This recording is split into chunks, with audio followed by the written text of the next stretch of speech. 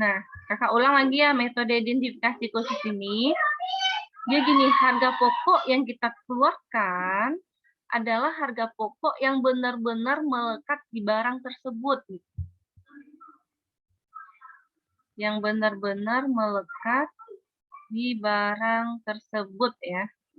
Ini sadang. Nah, misalnya kayak Raisa, kita menjual laptop Raisa. Kita menjual laptop itu ada 10 laptop yang kita beli dengan harga pokok yang beda-beda. Dan nanti untuk menandainya, kita tandai kode barang di laptop tersebut. Di kode barang itu nanti sudah ada di pembukuan kita harga pokoknya masing-masing. Ketika nanti ada seorang pembeli ingin membeli barang kita, kan dia milih laptopnya secara acak ya.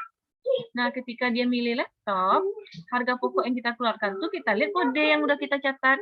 Kan ada kodenya di belakang tuh. Kita lihat di pembukuan kita. Kalau barang yang kode tersebut, berapa sih harga pokoknya? Kayak gitu. Berarti pokoknya kita memudahkan ya, Kak. Memudahkan kita. Berarti kita nggak pakai pilih-pilih. Kalau Vivo tadi kan pilih, nah. Yang pertama kita pilih tadi harga pokoknya. Kalau Livo kita pilih yang terakhir. Kalau identifikasi khusus ini enggak.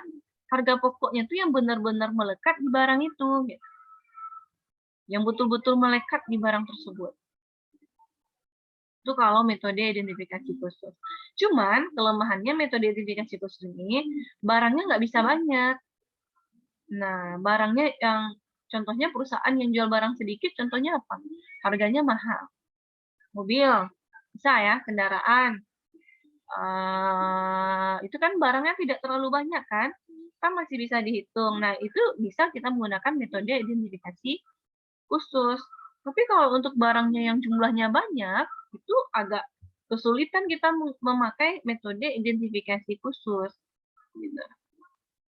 Jadi ini khusus ya, khusus untuk barang yang jumlahnya sedikit, yang relatif sedikit dan harganya relatif mahal. Karena satu-satu barang itu emang udah dikasih kode harga pokoknya berapa. Nah, kalau barang kita ada 100 kan repot juga ya kalau kita menggunakan metode identifikasi khusus. Tentu 100 itu harus kita kasih kode. Ya. Ada paham sampai sini? Paham kok. Nah, itu kan berdasarkan kos. Ada lagi yang berdasarkan taksiran namanya. Nah, kakak secara garis besar aja kakak terangin dulu ya. Kalau berdasarkan taksiran, itu ada dua metodenya. Ada metode harga eceran, ada metode laba bruto. Nah, ini kita pakai kalau seandainya, kalau harga eceran ini kita pakai kalau seandainya barang kita itu jumlahnya banyak dan kita nitip barang ke orang gitu ya. Kita nitip barang. Kalau yang metode laba bruto itu kita pakai kalau seandainya terjadi bencana alam di luar, pokoknya di luar hal-hal yang normal ya, maka harus ditaksir saja lagi.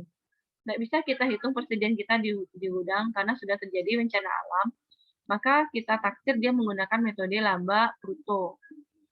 Itu yang berdasarkan taksiran. Terus ada lagi penilaian tambahan untuk akun persediaan barang dagang. Apa penilaian tambahannya? Namanya adalah metode LCNRV atau lower cost or net realizable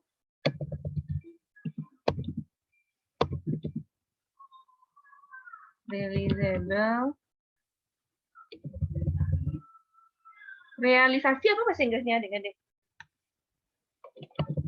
Realizable ya.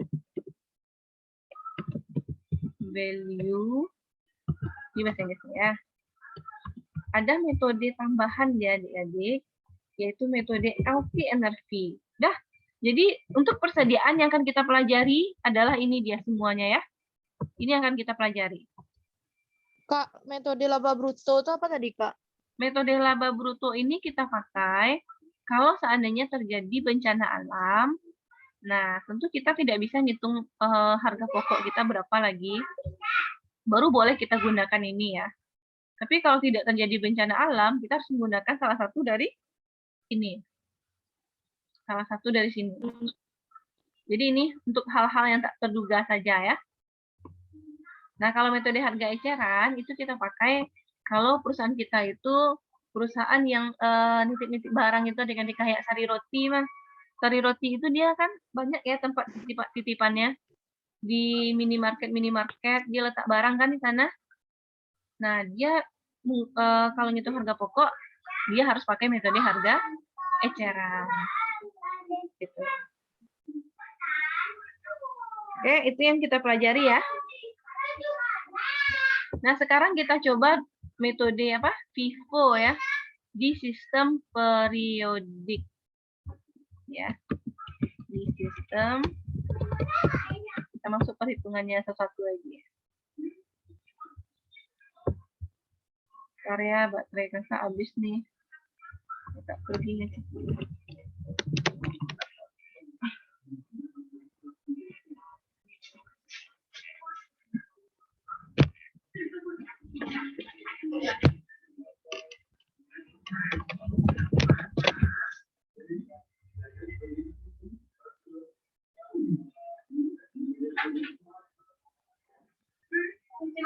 Kecilin, Mbak.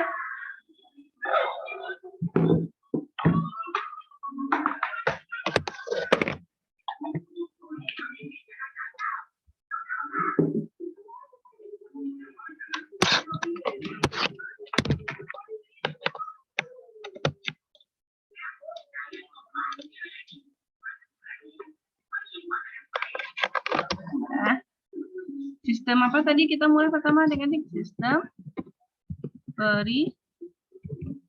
Kita coba dulu ya sistem periodik dengan metode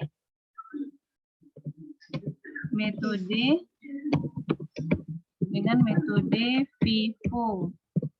FIFO apa tadi maksudnya metode FIFO adik-adik? Ingat? Bang Zik, kecilin TV-nya. Kecilin.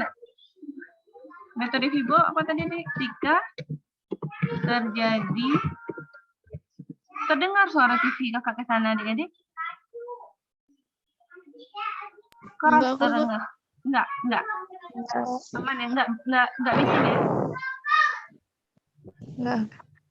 Ketika terjadinya penjualan, ya sih, penjualan, harga pokok yang dikeluarkan pertama adalah yang dijual terlebih dahulu. Yang adalah yang dibeli pertama ya. Atau yang masuk pertama gitu ya. Itu FIFO. Nah, contoh soalnya di sini adik-adik. Nih, kita akan hitung harga pokok ya. Ini contoh soal. Kan kita ingin menghitung, tentukanlah HPP katanya, harga pokok penjualan. Berarti kan harga pokok penjualan ya. Berarti untuk menghitung harga pokok penjualan, adik-adik hitung di sini. Berapa unit barang yang terjual? Ya, berapa unit? Coba hitung berapa unit barang terjual.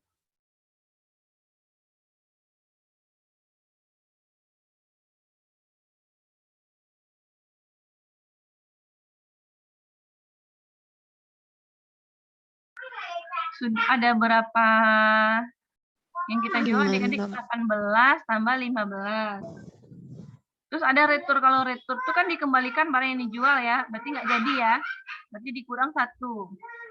18 tambah 15 kan 33. 33 kurang 1. 32. 32 tambah 12. 44. Berarti kita akan menghitung harga pokok penjualan kita, atau bahasa Inggrisnya, nanti bahasa Inggrisnya kami bikin ya. Kita bahasa Inggris dulu atau gimana nih ya?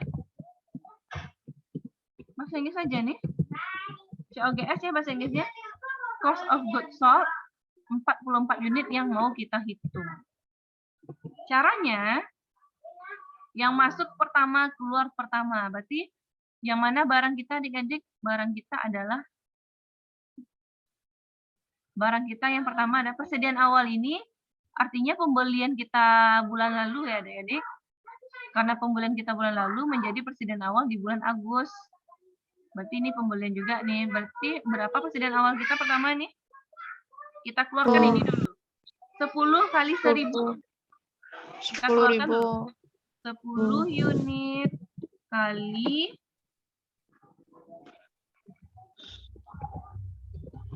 10 unit kali 1000. Ya, sama dengan 10 unit kali 1000 sama dengan berapa ya? Nanti kita cari ya. 10 baru. Kita mau mencari harga pokok yang 44 unit. Kan belum cukup ya. 10 yang pertama. Kalau habis yang 10 pertama, yang pembelian pertama tuh pembelian selanjutnya kita ambil lagi. Nah, kita ada pembeli barang 22. Tapi kita kembalikan 2. Berarti pembelian bersih kita berapa ini? 20 unit. Kali harganya 1.200.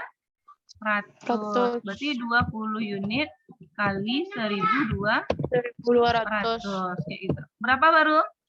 30 baru. 30. Berapa lagi? Yang 14. Berarti kan 14 lagi. Ambil pembelian selanjutnya. Pembelian selanjutnya ini ya, yang ini ya. Jangan ambil yang ini ya. Ya, jangan ambil yang penjualan.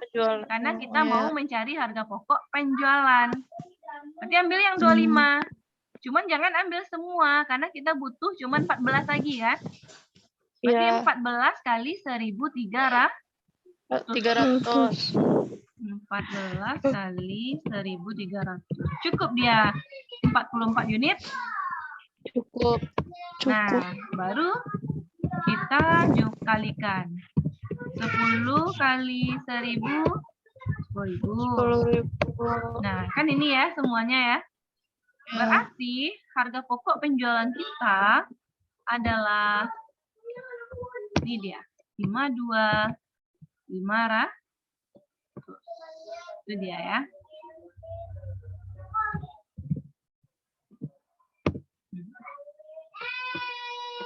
Nah, sekarang kita ingin menghitung persediaan akhir kita lagi. Persediaan akhir atau sisa barang kita ya. Persediaan akhir atau bahasa Inggrisnya ending inventory ya. Inventory. Berapa persediaan akhir kita? Kita lihat tadi yang 10 itu udah kita ambil tadi ya. Habis. Yang ini udah kita ambil tadi habis. Yang 25 kita ambil berapa tadi? 14. Berarti sisanya berapa? 11. Itu 11 unit kali 1.300. Lalu mana sisa barang kita lagi? Ini udah sisanya 11. Yang 8 unit ada kita ambil tadi? Enggak kan? Berarti 8 kita kali dengan 1.400. Nah, ini dia. Maka total persediaan akhir kita adalah 14.300 tambah 11.200. Dapatnya adalah 25.500. Dah terjawab HPP. Terjawab persediaan akhir. Nah, apa lagi ditanyanya? Laba kotor. Berapa laba kotor? Atau bahasa Inggrisnya apa? Gross income. Ya. Berapa laba kotor? Rumus laba kotor adalah penjualan bawah ini ya. Penjualan bersih kita kurangi dengan HPP. Penjualan bersih bahasa Inggrisnya net sales. HPP tadi apa? COG. Berapa penjualan bersih kita? Ini dia adik-adik. Totalkan semua penjualan adik-adik. Penjualan pertama kan totalnya 36.000 nih. 36.000 tambah 30. Dapat 66. Kurang retur penjualan 2.000. 66 kurang 2, 64. 64. Nah, ini lagi penjualan di bawahnya. 64 tambah 24. 64 tambah 24. 88 ya? 88 ya? 9. Berarti kan 88.000 nih. Sama kurangi dengan CO, kan HPP udah dapat kita tadi di atas ya. Kita kurangin dia. Penjualan bersih dikurang HPP baru dapat laba kotor. Dapatlah Laba kotor tuh emang itu rumusnya, Kak? Ya, memang itu rumusnya. Kan ini salah satu dari format laba rugi. Nah, itu metode FIFO dia adik-adik. Metode FIFO. Bisa? Oke. Ada pertanyaan sampai sini dulu?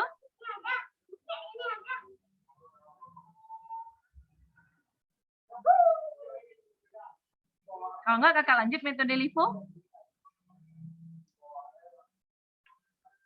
Ada pertanyaan? Kak, coba ulang yang ngitung 88 tadi. Oh, 88 Iya, tadi Kak. ya. Coba ulang lagi 8 tadi, Kak. Ragu juga saya, Kak. 8.000. Penjualan kan 92 bukan, Kak? 36. 36 tambah 30. 30. Kurang 2. 66. Kurang 2. 64. 64. 64. Tambah 12. 64 tambah 24. 6. Tambah iya. 24. Iya kan 88? Iya. Ya. Oh iya. Nah. Iya, Oh Kak. ya, kalau boleh tahu Kakak dosennya siapa ya? Ada siapa Fanika dosennya? Sherly, Kak. Sama kayak Raisa. Kalau Fanika Sherly. Rini kurang tahu sudah, Kak. Nah, kalau enggak, biasanya kalau Pak Febri Indra, dia mencari ini pakai apa? Pakai format laporan laba rugi. Tapi kalau ini aja kakak ajarkan cara satu aja lah ya. Ini yang cara yang termudah ya. Caranya aja kakak ajarkan. Dah, berarti kakak bisa lanjut ke metode LIFO ini. Iya, Kak. Metode LIFO lagi di sini lah ya. Biar nampak bedanya.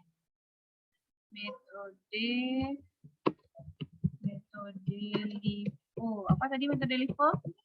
Ketika terjadinya penjualan,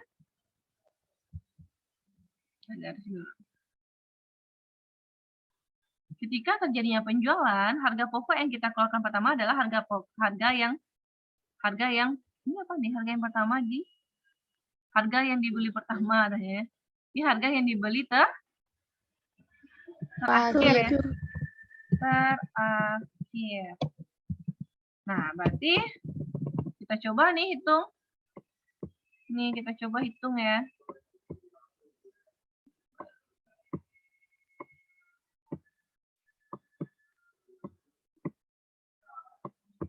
Nah, ini ya Kak hapus dulu.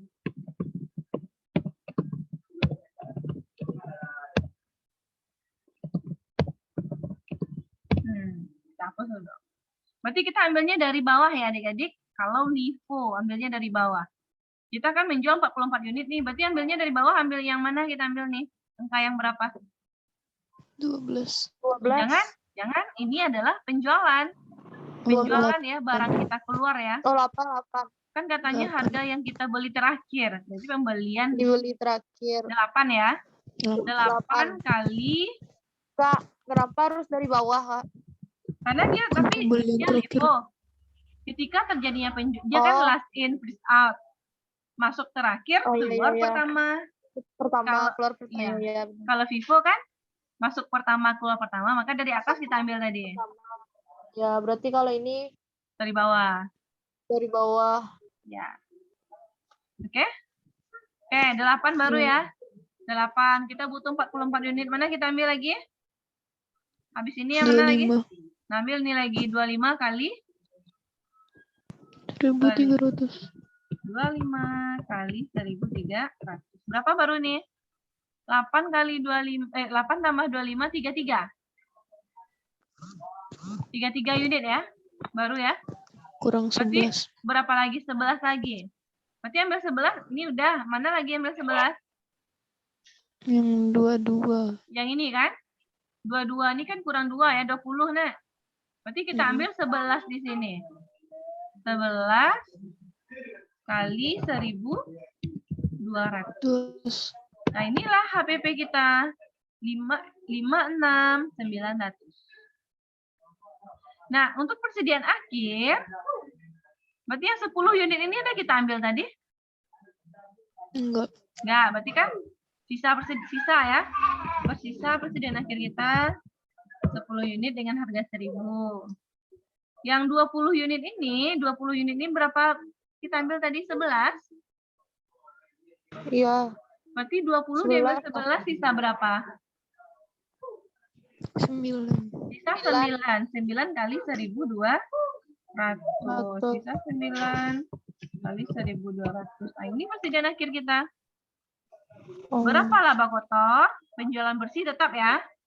Penjualan bersih tetap ya. Dapatnya dari mana tadi? Penjualan ini ditambah dikurang retur penjualan. Kan totalnya 88 tadi ya. HPP-nya ini dia.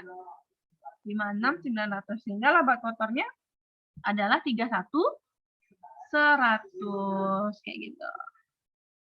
Laba Nah. bersih dari mana tadi, Kak? Yang Apa? laba penjualan bersih dari yang penjualan bersih itu dari mana Dari tadi? tadi? Dari penjualan, totalin penjualan nih.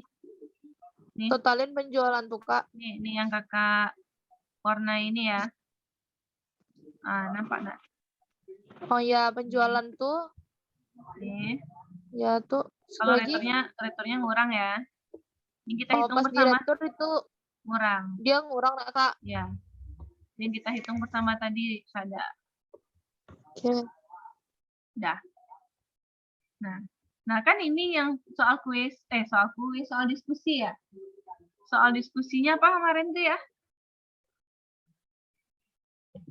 Yang mengatakan LIFO, apakah LIFO? Apa katanya tuh?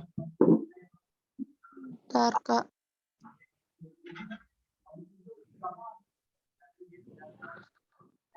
Mana deh? Yang kemarin nanya soal LIFO. Oh, ini ya, ntar Kak Rini nanya sama Kak. Oh, ini ya. Ada di grup kemarin tuh ya. Ya, apakah pertamanya tuh apakah pengguna LIFO akan selalu menguntungkan? Itu yang pertama. Ya. Ada juga dalam keadaan harga tuh, Kak. Ya. Kan katanya mana deh? Nampak ya Kak Chef? Kelihatan nggak? Nih, dalam keadaan harga cenderung menurun, terus-menerus, metode PA. Kalau soal kita gimana nih harganya nih? 1.000, 1.200, 1.300, 1.400, berarti harga cenderung apa nih? Naik ya? Naik. Nah, kalau harga cenderung naik, siapa laba yang besar ini? Harga pokok yang besar? Oh. Si LIFO kan? Si LIFO. Kalau dia harga pokok tuh cenderung naik. Tapi pertanyaan diskusinya adalah jika harganya cenderung cenderung menurun terus-menerus, harga metode mana yang HPP-nya menghasilkan yang tertinggi gitu ya? Itu terbalik jadi ini. Iya. Itu terbalik dari ini, maka jawabannya adalah Dinda, tutup pintu Dinda. LIFO. Maka jawabannya adalah LIFO. Kan kakak jawab kemarin tuh mana ya? Dalam keadaan harga cenderung menurun terus-menerus, harga pokok penjualan yang tertinggi adalah FIFO gitu.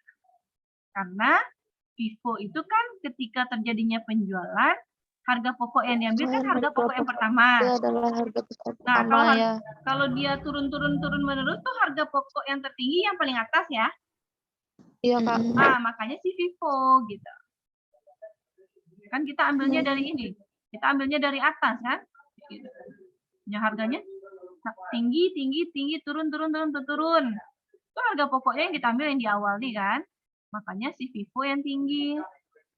Sehingga ditanyanya apa lagi? Persediaan akhir ya.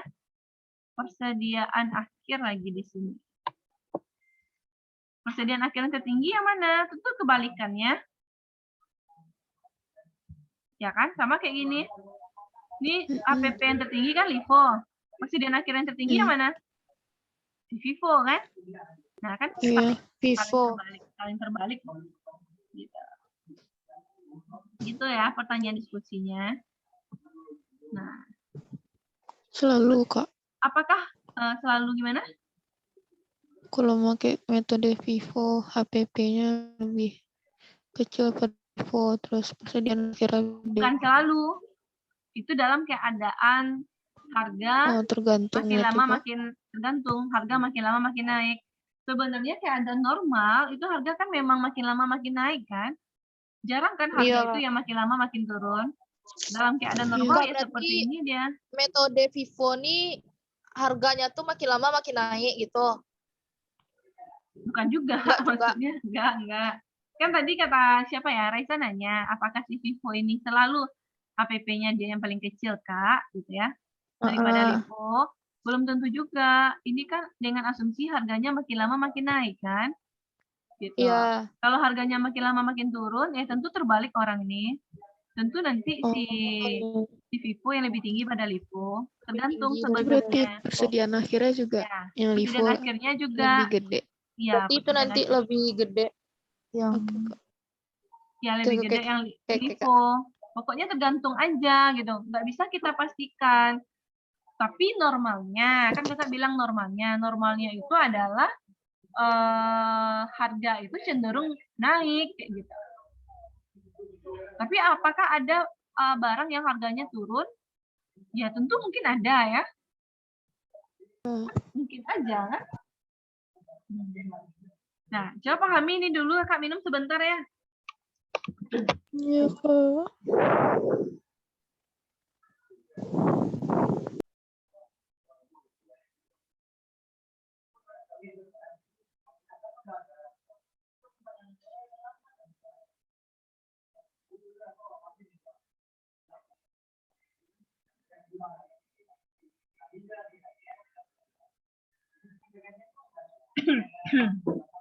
Udah?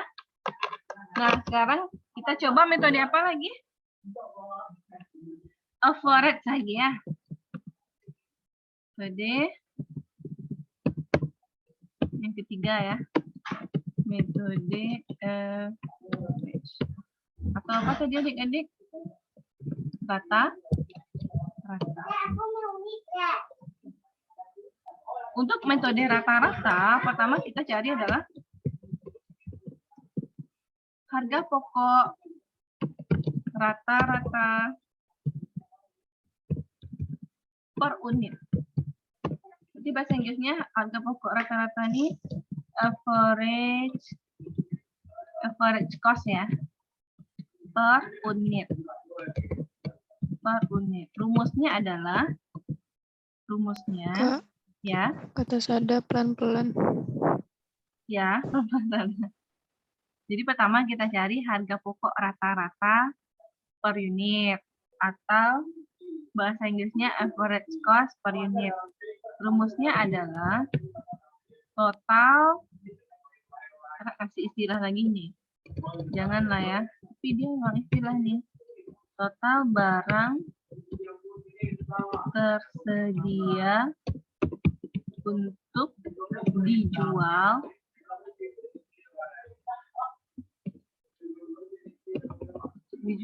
kita bagi dengan total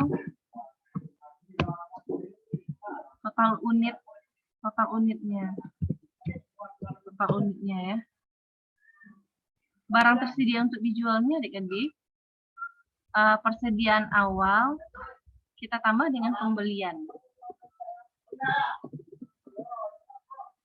Kita kasih lagi sini ya.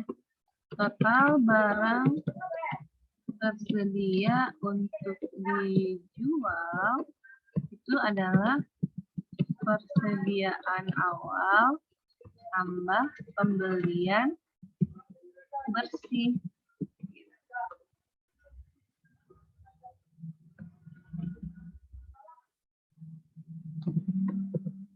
kelompok. Pembelian bersih.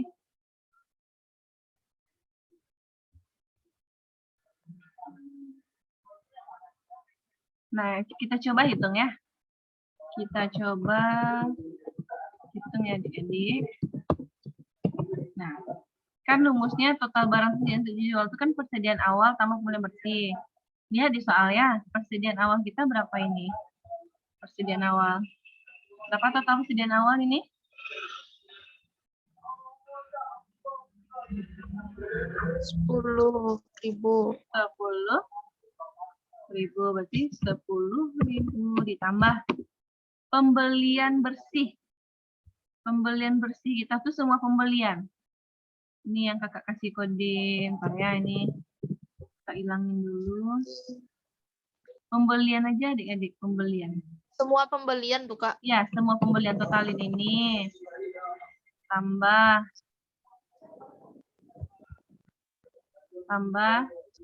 ini ya. Iya. Coba kalkulatornya tambah ini. Terus ini tambah 11.200. Kurang retur pembeliannya. Kurang retur pembeliannya 2.400. Itu pembelian bersih. Berapa ya?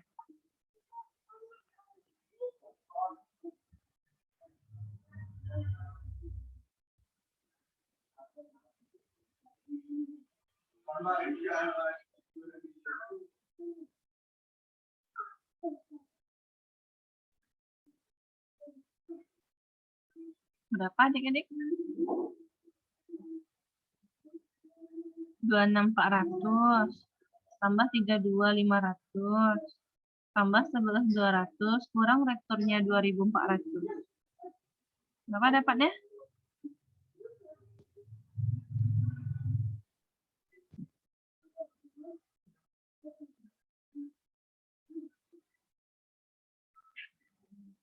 Rp26.400 kan, Kak, ditambah Ya. 32.500 tambah 11.200 dikurang 2.400. Ya.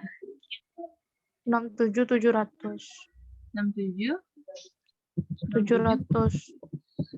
Kan ada dapat nih. Kita bagi nih lagi total unit BTUD barang persediaan untuk dijual. Kayak gitu juga unitnya aja lagi. Persediaan awal berapa unitnya ini? 10. 10 unit tambah pembelian bersih unitnya aja. Berarti 22 kurang 2. 20 tambah 25. 45 tambah 8. 53. Berarti tambah 53 unit. Kita totalin. 10.000 tambah 6.700 kan 77.700. 77.700 ya. 10 tambah 53 63. 63 unit ya. Kita bagi dia. Berapakah hasilnya?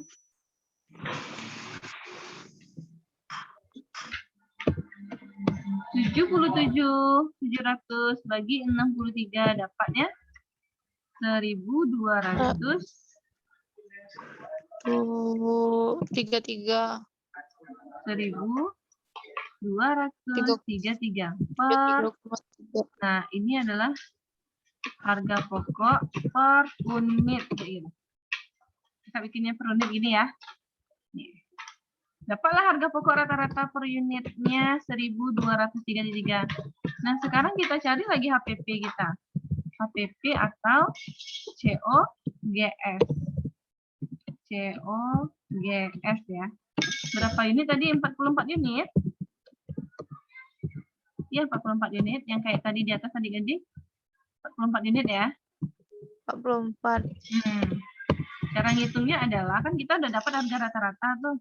Langsung aja 44 unit dikali 1.233,33. Langsung aja dia adik-adik. Sama dengan 44 kali. Nah, apa dia ini adik-adik? Dapatlah HPP sebesar 54267. Lalu kita hitung persediaan akhir kita. Persediaan akhir sama dengan persediaan akhirnya, lihat aja di atas adik-adik. Lihat aja unitnya di atas. Berapa persediaan akhir unitnya tinggal nih? 11 tambah 8 berapa? 19. Nah, atau lihat di LIFO. Berapa nih? 19. Sama kan? Di Iya. sini juga 19 unit kali 1233,33 sama dengan di 19 kali 1023. Nah, ini persediaan akhir kita 23433. Lalu apa lagi? Laba kotor lagi. Sama rumusnya kayak gini adik-adik, tinggal kita ganti COGS saja lagi kan? Berarti COGS kita berapa ini? Ini dia ya. COGS HPP kita. 54. Ya, berarti laba kotor kita adalah 33,733. 733. Berarti kesimpulannya adalah ini labanya 33. Ini labanya 35, ini 31. Dari ketiga metode dengan asumsi harga makin lama makin naik, metode manakah yang menghasilkan laba kotor lebih tinggi? Metode FIFO. apa tuh yang FIFO ya? pertama FIFO LIFO. ya. FIFO. Dia yang menghasilkan laba lebih tinggi, tapi dengan asumsi harga makin lama makin naik gitu. Kesimpulannya. Si LIFO dia menghasilkan laba lebih rendah, ya. Sedangkan rata-rata dia menghasilkan laba di tengah-tengah ya, di tengah-tengah antara FIFO dan LIFO. Nah, ini sistem periodik. Nah, ada yang mau ditanyakan? Nah, pertemuan selanjutnya kita masuk sistem perpetual lagi ya. Nggak terkejar kakak malam ini sistem perpetual. Nah, kira-kira Sada, Raisa, ataupun Dini adakah tugas?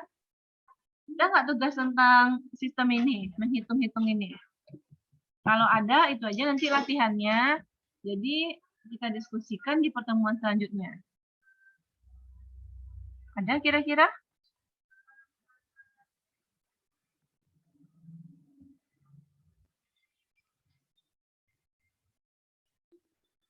Sada, Raisa ada tugas tentang ini?